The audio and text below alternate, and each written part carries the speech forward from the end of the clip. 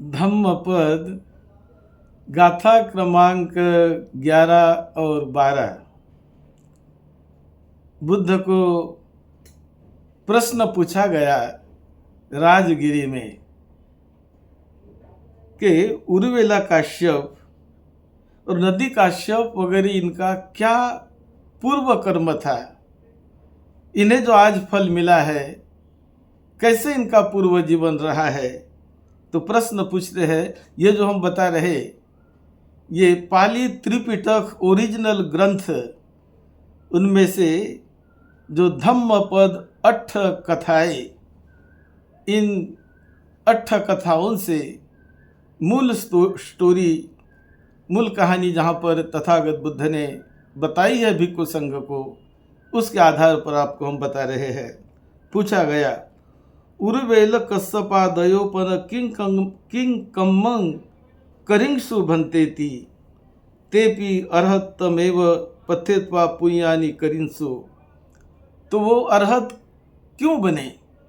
तो बुद्ध ने कहा कि उन्होंने भी अरहत बनने के लिए पूर्व कर्म, अपने पूर्व जीवन में, पहले जीवन में बहुत पुण्य कर्म किया था। आज से लेकर 92 कल्प पहले तिष्य बुद्ध और पुष्य बुद्ध, ऐसे 2 बुद्ध हो चुके थे। और ये पुष्य बुद्ध के पिता का नाम था राजा महेंद्र। तो बहुत धनी, बहुत धन संपत्ति उनके यहाँ थी, और उनका पुत्र जो तिष्य था, पुष्य था, वो बुद्ध बन गया। और बुद्ध बनने के बाद जो महेंद्र पिता थे उनके, तो उनका एक बेटा तो बुद्ध बन गया, और कनिष्ठ उनका पुत्र यानी छोटा भाई, वो भी बुद्ध का छोटा भाई, वो अग्रश्रावक बन गया था। और उन्हीं राजा के पुरोहित का पुत्र, वो बुद्ध का दूसरा अग्रश्रावक बन गया था। तो ये कहानी तथागत बुद्ध ने इन तीनों के बारे में बताई है।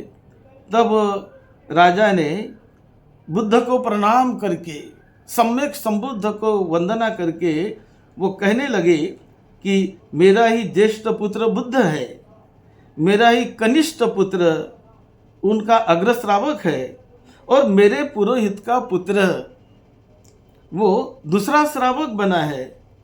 तब तो मेरा ही बुद्ध है, मेरा ही धम्म है, और मेरा ही संघ है।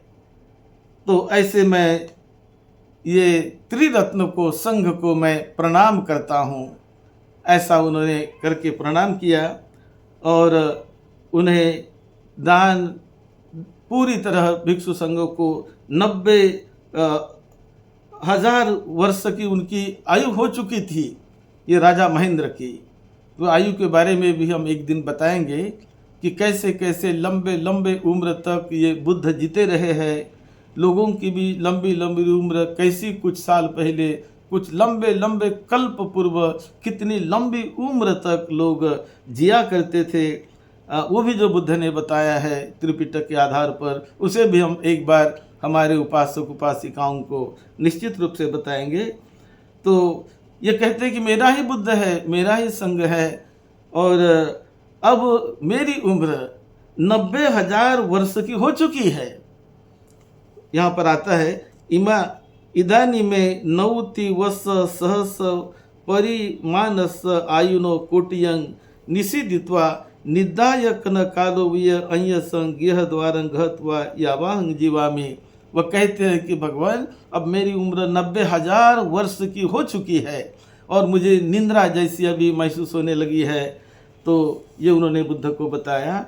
और इस प्रकार फिर यहाँ पर जो आता है कि राजा जब महेंद्र थे, तो महेंद्र के इनके अलावा भी और भी 3 पुत्र थे। तो 3 पुत्र में से जो ज्येष्ठ पुत्र था उनके पास 500 सैनिक थे, जो मध्यम पुत्र था उनके पास 300 सैनिक थे, और जो कनिष्ठ पुत्र उनके पास 200 सैनिक थे। तो ऐसे 1000 उनके सेना थी इन 3 पुत्र के पास। तो उन्होंने भी सोचा कि हम भिक्षु को दान देंगे, सेवा करेंगे। और इस प्रकार उन्होंने भी आज्ञा मांगी अपने पिताजी से, राजा महेंद्र से, कि आप हमें आज्ञा दीजिए कि आप तो सेवा करते ही हैं, हम भी इनकी बुद्ध की और संघ की सेवा करेंगे, तो हमें वक्त दीजिए, 7 महीने तक हम करेंगे, 6 महीने तक करेंगे, ऐसा मतलब वो मांग रहे थे। लेकिन उनको आज्ञा उन्होंने नहीं दी। मैं बोले अभी आज्ञा नहीं देता। तो बाद में वो तो पुत्र ने उनकी बातों पर विश्वास रखा कि नहीं देता आज्ञा, तो वो शांत रह गए। और बाद में एक बार उनके राज्य पर हमला हो गया। हमला होने पर इन तीनों भाई के पास जो सेना थी, 500, 300 और 200, तो 1000 सैनिक उनके गए और सीमा पर जो हमला हुआ उस हमले को उन्होंने मिटाया, विजय प्राप्त कर ली। तब राजा महेंद्र बड़ा प्रसन्न हो गया और कहने लगा कि मैं बहुत प्रसन्न हो गया हूँ, सीमा को आपने बचाया है आपके सैनिकों ने, तो आप मांगो वो वर दूंगा। तब वो और वर मांगने लगे, कहने लगे कि हमें अभी बुद्ध और संघ की सेवा करने का मौका दीजिए, 7 महीने तक हम सेवा करेंगे। कहा ना, मैं 7 महीने नहीं दूंगा, 6 महीने मांगा नहीं दूंगा, 5 महीने, 4 महीने, 3 महीने मांगा नहीं दूंगा, तो लेकिन मैं ठीक है 1-1 महीना आपको दे सकता हूँ। तो इस प्रकार उन्होंने 3 भाइयों को 3 महीने तक सेवा करने की अनुमति दी। और फिर उन्होंने बहुत ही अच्छी तरह तीनों भाइयों ने ये भिक्षु संघ की सेवा की और बड़ा पुण्य पाया। और तब उनकी मृत्यु के बाद वो देवता लोक चले गए। देवता उनसे और भी मनुष्य लोक में आते रहे, देवता लोक में जाते रहे, अलग अलग देवताओं में उनका जन्म होते रहा है। और इस समय वो तथागत बुद्ध, मतलब जो पुष्य बुद्ध थे, वो बता रहे हैं कि आज ये जो 3 काश्यप है, उर्विला काश्यप, गया काश्यप, नदी काश्यप, तो उन दिनों पुष्य बुद्ध के समय ये तीनों ने जो सेवा की थी और संकल्प किया था कि हम भी अरहत बनेंगे, हमें अरहत बनने का मौका मिलना चाहिए, बुद्ध से, सम्यक संबुद्ध से हमारी अगले जीवन में मुलाकात हो जाना चाहिए।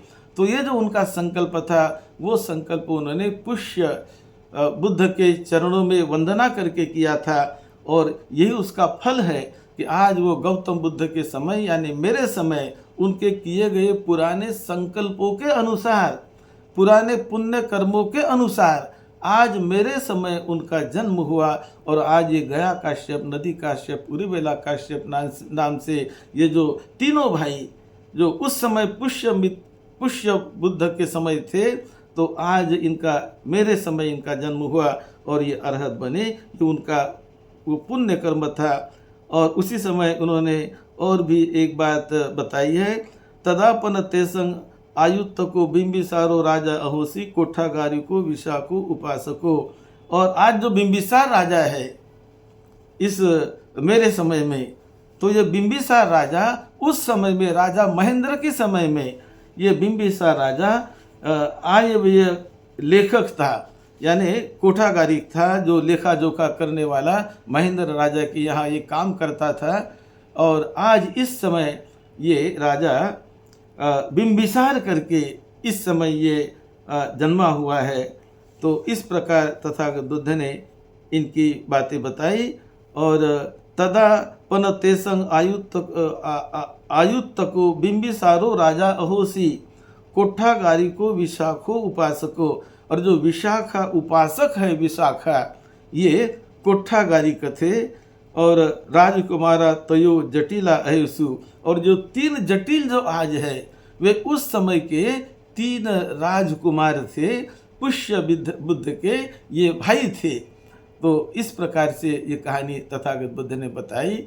और किस प्रकार किए हुए संकल्प का फल कैसे मिलता है, कुशल कार्य का, पुण्य कर्म का फल लंबे लंबे समय के बाद क्यों न हो, लेकिन मिलता है चित्त से। जो कुछ भी मनुष्य शुद्ध भावना से संकल्प करता है वो संकल्प उसका पूरा हो जाता है, कभी इस वक्त उस वक्त किसी वक्त, लेकिन किया हुआ संकल्प पूरा हो जाता है। यही बात तथागत बुद्ध ने इस समय बताई है। आप सबका मंगल हो, सबको सुख शांति मिले। अगले समय हम ये सारिपुत्र और मोगलायन इनके पूर्व जन्म कैसे थे उस पर हम अगले एपिसोड में आपको बताएंगे। आप सबका मंगल हो, सबको सुख शांति मिले। आप इस वीडियो को सब्सक्राइब करिए, शेयर करिए, लाइक करिए और अधिक से अधिक लोगों तक शेयर करके धम्म का लाभ लीजिए, धम्म के साथी बनिए। आप सबका मंगल हो, सबका मंगल हो। आपकी सेवा में, सद्धम्म की सेवा में, आपकी सेवा में डॉक्टर भदंत राहुल बोधि महाथेरो। आप सभी का मंगल हो।